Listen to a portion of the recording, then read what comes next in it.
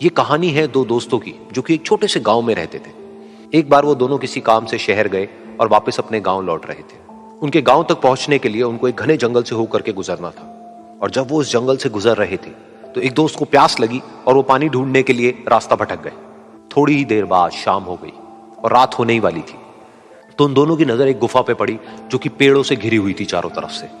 तो उन्होंने सोचा कि यही जगह ठीक है रात बिताने के लिए।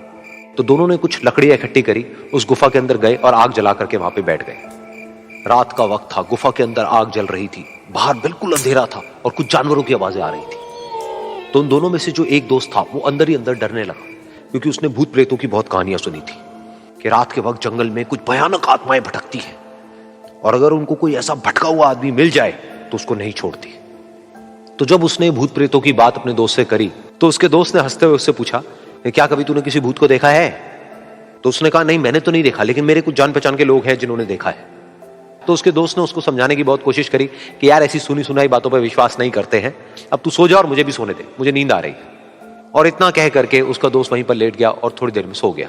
लेकिन वो जो अंदर से डरा हुआ था वो लेट तो गया, लेकिन उसको नींद नहीं आ रही थी। उसको लग रहा था कि शायद यहां पर कहीं कोई है जो छुप करके कहीं से उसको देख रहा है।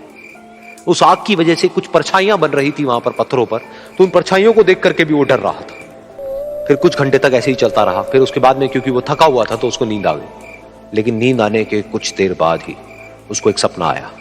सपने में उसको एक बहुत ही भयानक परछाई उसकी तरफ बढ़ती हुई नजर आई। अब जैसे जैसे वो अंदर से डरता चला जा रहा था, वो परछाई उसके और पास आती चली जा रही थी और बड़ी होती चली जा रही थी। और उस परछाई में एक हाथ उसको नजर आया जिसके बड़े बड़े नाखून थे, और वो हाथ उसकी तरफ बढ़ता चला गया और उसके गले तक पहुंचने ही वाला था कि तभी वो डर करके एकदम से उठा।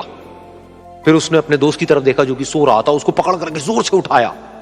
फिर उसने अपने दोस्त को बताया कि उसके साथ में क्या हुआ। तो उसका दोस्त फिर हंसने लगा। फिर उसके दोस्त ने उसको कहा, अब अगर दोबारा से तुझे वो परछाई दिखे तो तू वही कहियो जो मैं तुझे कह रहा हूं कहने के लिए, फिर देखते हैं वो परछाई तेरा क्या करती है। तुझे अपने अंदर ही अंदर बोलना है, मैं तुझसे नहीं डरता, सामने आ।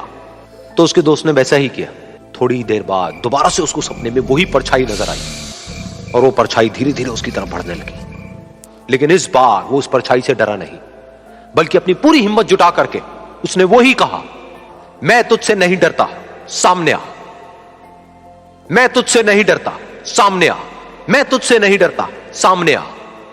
जैसे जैसे वो ये बोलने लगा वो परछाई छोटी होने लगी और उससे दूर होने लगी। वो बोलता रहा, वो परछाई छोटी होती रही और धीरे धीरे वो परछाई दिखनी बंद हो गई।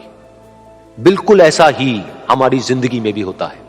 हमारे अंदर जितने भी डर है, उससे हम जितना डरते हैं हम उतना ही छोटे होते चले जाते हैं और वो डर उतने ही बड़े होते चले जाते हैं। लेकिन अगर हम अपने अंदर के डरों से नहीं डरते हैं और उसका सामना करते हैं तो दुनिया का ऐसा कोई भी डर नहीं है जो कि हमें